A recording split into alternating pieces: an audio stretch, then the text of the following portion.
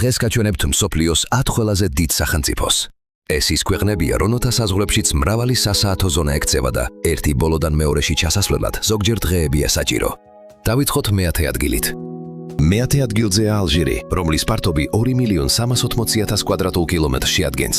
ის აფრიკის კონტინენტისა და არაბული სამყაროს უდიდესი სახელმწიფოა. ალჟირის ტერიტორიის 80%-ზე მეტს მსოფლიოს უდიდესი ცხელი უდაბნო საჰარა იკავებს. მიუხედავად გიგანტური მასშტაბებისა, მოსახლეობის აბსოლუტური უმრავლესობა ქვეყნის უკიდურეს ჩრდილოეთში, ხმელთაშუა ზღვის სანაპირო ზოლზეა კონცენტრირებული, სადაც საცხოვრებლად გაცილებით ხელსაყრელი კლიმატია.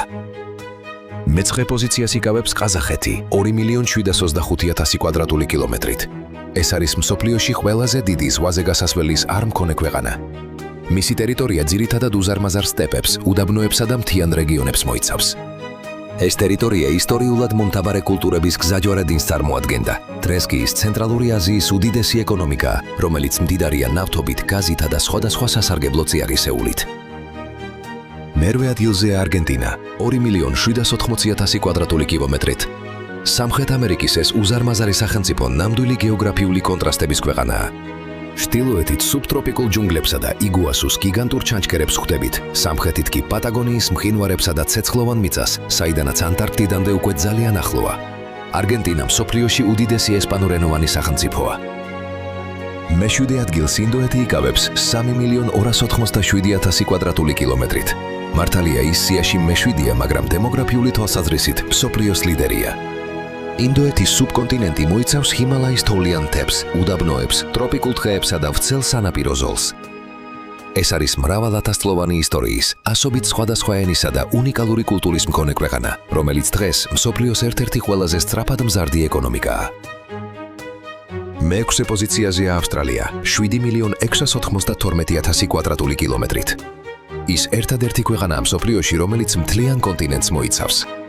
მისი უზარმაზარი ცენტრალური ნაწილი მშრალი და მეტწილად დაუსახლებელია, ამიტომ მოსახლეობა ძირითადად აღმოსავლეთ და სამხრეთ სანაპიროს ქალაქებშია თავმოყრილი.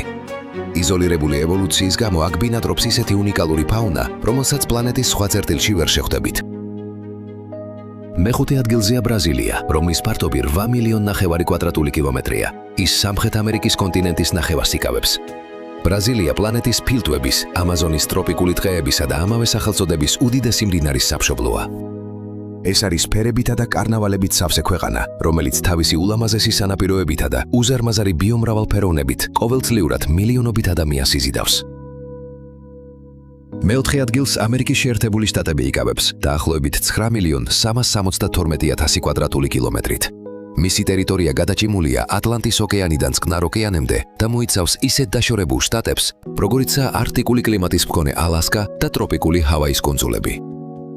გეოგრაფიული და კლიმატური ზონების სიმრავლე ამერიკის შეერთებულ შტატებს მსოფლიოს ერთ-ერთ ყველაზე მრავალფეროვან ქვეყნად აქცევს, სადაც ნახავთ როგორც გრანდ კანიონის მსგავს ბულების საოცრებებს, ისე მსოფლიოს უდიდეს მეგაპოლისებს.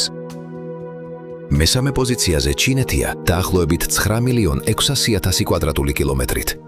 ის აზიის კონტინენტის გიგანტია.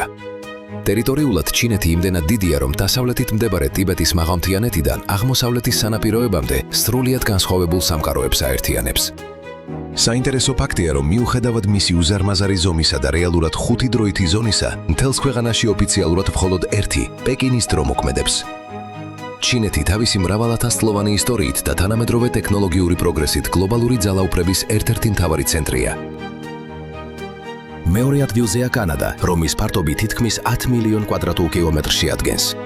მას მსოფლიოში ყველაზე გრძელი სანაპირო ზოლი აქვს, რომელიც 240.000 კილომეტრს ავემატება.